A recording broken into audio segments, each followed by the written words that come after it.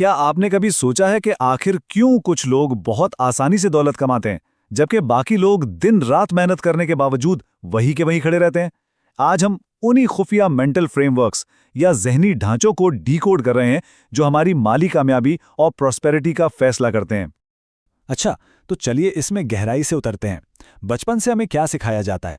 यही ना कि खूब सख्त मेहनत करो, पसीना बहाओ, तभी आमदनी बढ़ेगी। लेकिन जरा सोचिए, क्या वाकई सख्त जिस्मानी मेहनत ऑटोमेटिकली ज्यादा इनकम में तब्दील होती है? ये वो बहुत बड़ा मिथ है जिसे आज हम तोड़ने वाले हैं। फर्ज करें एक तरफ एक जैक हैमर ऑपरेटर है। वो शदीद गर्मी में छत्ती तान कर पत्थर तोड़ रहा है, लिटरली इंतहाई सख्त जिस्मानी मेहनत, लेकिन उसका माली मुनाफा बहुत ही कम। अब इसके बरअक्स एक रिकॉर्डिंग स्टार को देखें। वो स्टेज पर परफॉर्म कर रहा है, रॉयल्टीज एंजॉय कर रहा है और लाखों डॉलर कमा रहा है। तो फर्क मेहनत का नहीं है, फर्क इस बात का है कि एक वक्त में कितने ज्यादा लोगों को सर्विस या खिदमत फराहम की जा रही है। तो आज के इस तज्जिए का रास्ता कुछ इस तरह होगा। पहले द हार्ड वर्क मिथ, फिर पैराडाइम्स, द इनविजिबल बॉक्स पर बात होगी। उसके बाद shifting the mental frequency, the law of compensation और आखिर में 3 स्ट्रेटजीज फॉर इनकम देखेंगे। पहला हिस्सा दी हार्ड वर्क मिथ। सिर्फ काम पर जाना ही सब कुछ नहीं होता। हमारे माशरे में आमतौर पर यही समझा जाता है कि बस रोजाना ड्यूटी पर जाओ और जिंदगी गुजर जाएगी, लेकिन हकीकत में यह अप्रोच दौलत जमा करने की साइंस को बिल्कुल मिस कर देती है।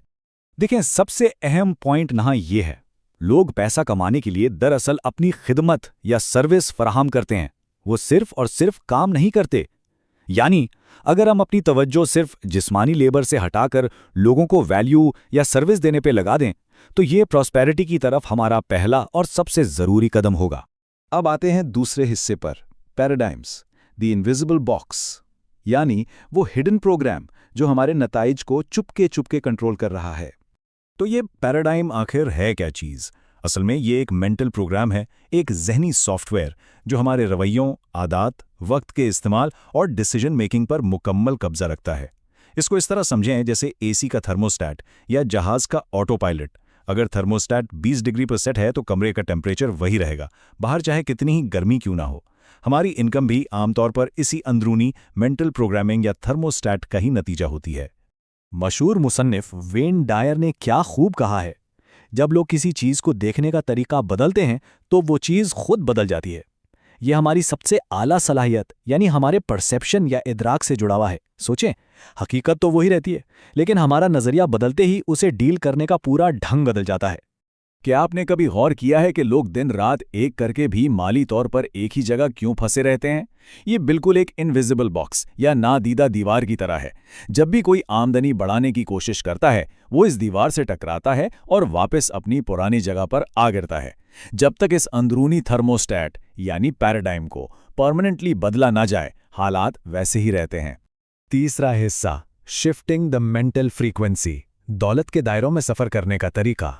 नेपोलियन हिल ने इस कॉन्सेप्ट के लिए जिंदगी की नदी या रिवर ऑफ लाइफ की बहुत जबरदस्त मिसाल दी है। वो कहते हैं कि इस नदी का एक धारा गुर्बत और बदहाली की तरफ बहुत तेजी से बहता है, जबकि दूसरा धारा प्रोस्पेरिटी, वुसअत और दौलत की तरफ जाता है।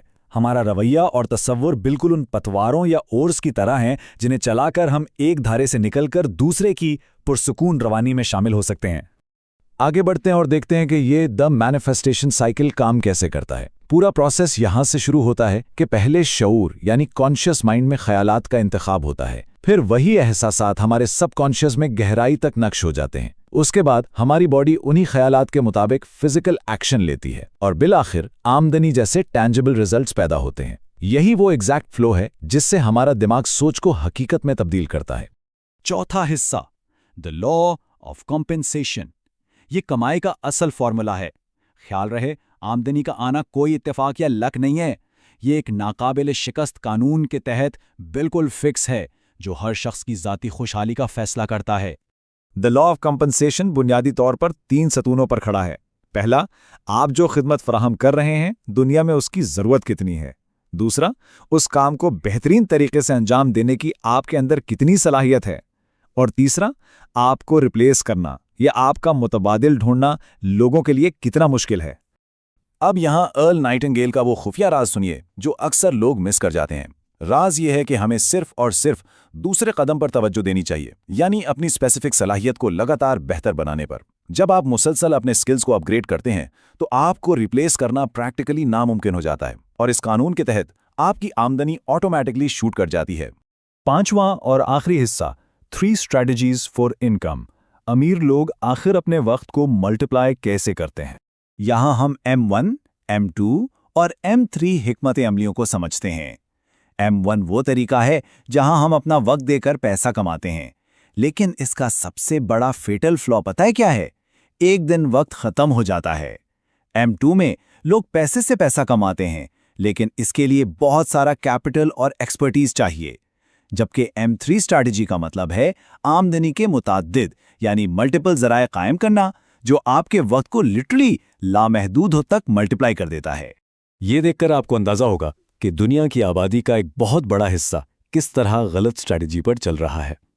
दुनिया के 96% लोग M1 स्ट्रैटेजी में फंसे हुए हैं, सिर्फ 3% M2 इस्तेमाल करते हैं और महज सिर्फ 1% लोग M3 स्ट्रैटेजी पर अमल कर रहे हैं। 96%, इस नंबर पर जरा रुक कर गौर करें।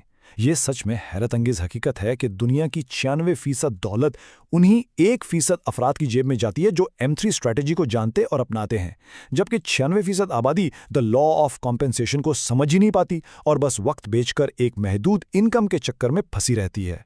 दी M3 स्ट्रैटेजी का बुनियादी मकसद ही यही है कि दुनिया भर में आमदनी के बहुत सारे मुसलसल चलने वाले जराए बनाए जाएं जो आपके घर बैठे भी लगातार आमदनी जनरेट करते रहें। आज की मॉडर्न टेक्नोलॉजी ने इस दुनिया को इतना छोटा कर दिया है कि अब एक आम इंसान ग्लोबल मार्केट को अपनी सर्विसेज देकर इनकम के अनगिनत स्ट्रीम्स पैदा कर सकता है ना कमाल? इस सारी गुफ्तगू का निचोड़ बकमिंस्टर फुलर के इस खूबसूरत कॉल में है। आप मौजूदा हकीकत से लड़कर कभी चीजें नहीं बदल सकते। तब्दीली लाने के लिए एक नया मॉडल बनाएं जो पुराने मॉडल को बिल्कुल बेकार और ऑब्सोलीट कर दे। मतलब सख्त जिस्मानी मेहनत के पुरानी पैराडाइम को छोड़कर प्रोस्पेरिटी का एक नया जहनी मॉडल बनाना ही असल कामयाबी है। तो इस तज्जिए को हम एक इंतहाई अहम सवाल पर ख़त्म करते हैं। अगर इंसानी दिमाग आला तख्लीक और कुदरती कुव्वत का इतना बड़ा मरकज़ है, तो वो कौन सा इनविजिबल बॉक्स है जो इस वक्त आपकी लामहदूद सलाहियतों को बांधे हुए है?